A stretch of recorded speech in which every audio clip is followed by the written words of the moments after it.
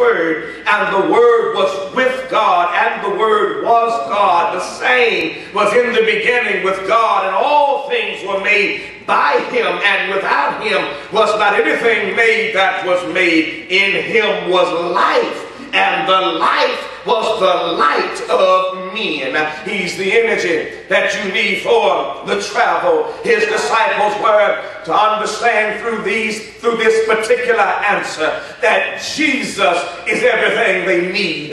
He is the way, He is the truth, and He is the life. They're going to be okay now because He's leaving them with the necessary tools to perform the task that He is giving them. He wants them to go into all the world and preach the gospel. He wants them to evangelize and to do what's necessary to help people see what they saw. So therefore He comforts them by letting them know what He is to them. He is their way, He is their truth, and He is their life. In the same manner, in 2012, Jesus is still the way, He's still the truth, and He's still the light. To us, He may not be in the exact same manner as He was to His apostles, but to us, He's a way maker. I remember what happened on the occasion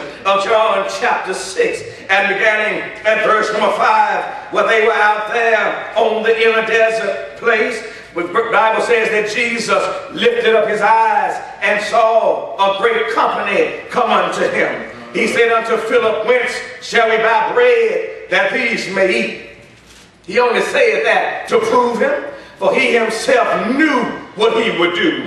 Philip answered Him and said, 200 penny worth of bread is not sufficient for them, that every one of them may take a little. So one of His disciples, Andrew, Simon's Peter brother, said unto Him, there is a lad here which hath 5 barley loaves and 2 small fish, but what are they among so many? And Jesus said, make the men sit down. Now there was much grass in the place, so the men sat down in number about 5,000. Jesus took the loaves, and when He had given thanks, He distributed to the disciples, and the disciples to them that were set down, and likewise of the fishes as much as they would. And when they were filled, He said unto His disciples, gather up the fragments that remain, that nothing be lost. And the Bible indicates unto us, therefore they gathered them together and filled 12 baskets with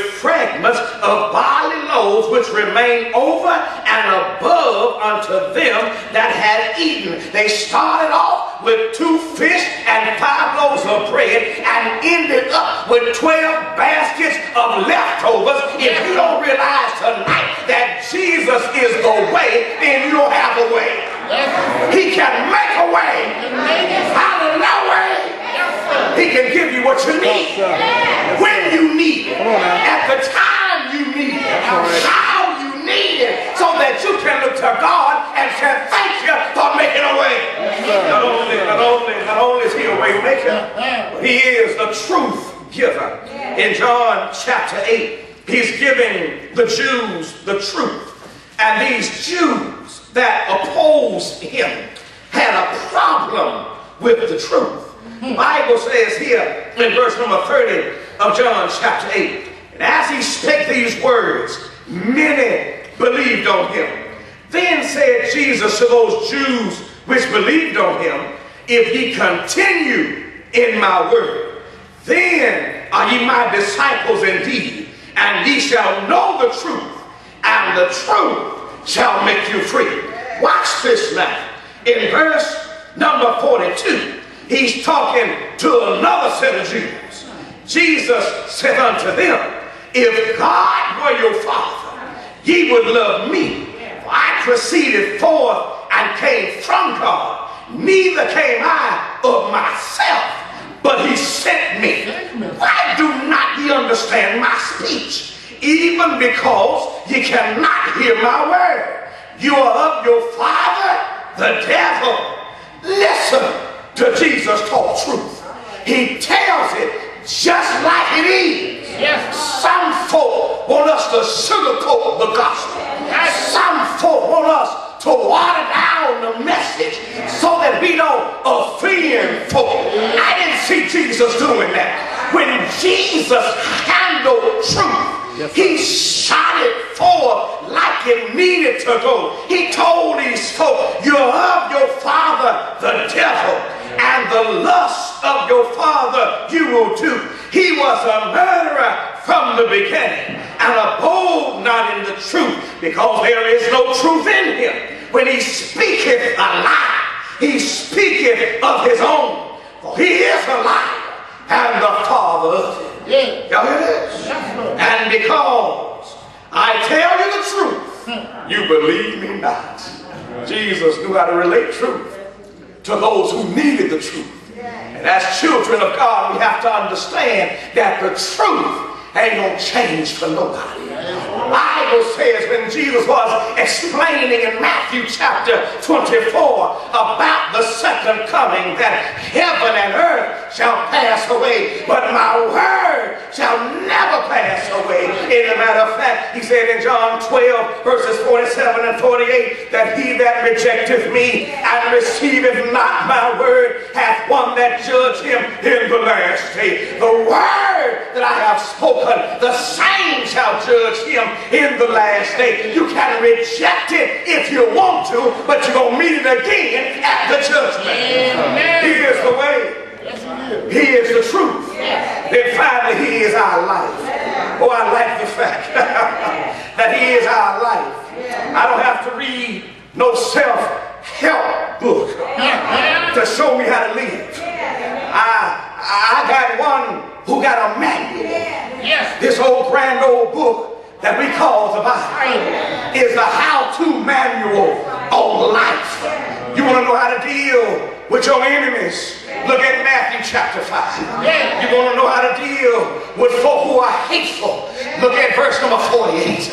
You want to know how to deal with situations that are beyond your control? Just scan through the book of Proverbs. You want to know how to deal with a fool? Just look in Solomon's writings and he'll tell you how to deal with the issues of life.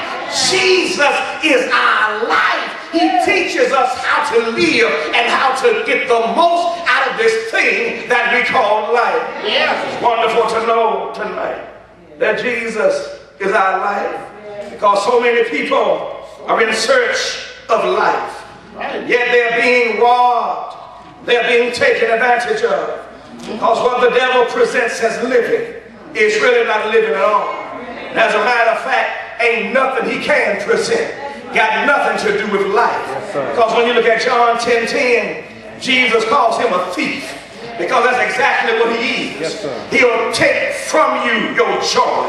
He'll take from you your happiness. He'll take from you the very thing that God desires for you to have. Therefore, Jesus says, the thief cometh but for to steal and to kill and to destroy. But Jesus said, I am come that they might have life, that they might have it more abundantly. In this particular discourse, Jesus is informing us that he is the good shepherd. A good shepherd will give his life for his sheep. He looks out for them and thinks about what's best for them.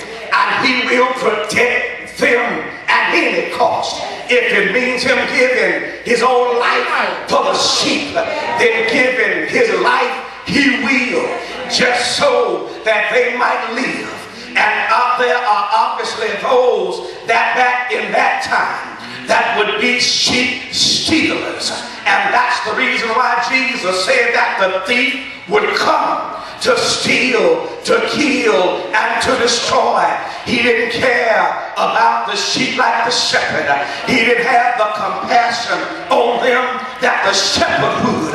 He could care less about their own better well-being. All he wanted to do was further his own agenda. And that's how the devil has been successful in stealing life from those of us. Even as we're children of God, we have allowed the enemy to invade our